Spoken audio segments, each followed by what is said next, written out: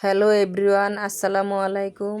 কেমন আছেন সবাই? আশা করি সবাই ভালো আছেন। আলহামদুলিল্লাহ, আমিও ভালো আছি।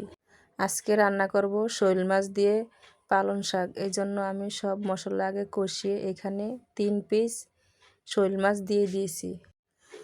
এখানে কিছুটা পানি দিয়ে মাছটাকে খুব ভালোভাবে কষিয়ে নেব। শৈল মাছ দিয়ে পালং শাকের ঝোল খেতে খুবই মজা হয়। আপনারা কে কে খেয়েছেন? যারা খেয়েছেন তারা তো জানেনই এর স্বাদ কেমন। মাছ কষানো হয়ে গেছে। কষানোর সাথে মাছটাকে আমি একটু ভেঙে দিয়েছি। এখন আলু দিয়ে পালং শাকটা দিয়ে দিব। ভালোভাবে নেড়ে ঢাকনা দিয়ে রান্না করে নিব।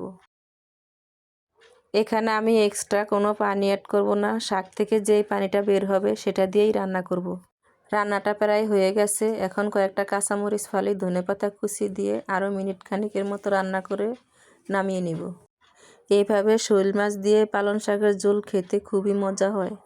রান্নাটা কেমন হলো? ভালো লাগলে লাইক কমেন্ট শেয়ার করবেন। আজকের মতো এই পর্যন্তই। আল্লাহ হাফেজ।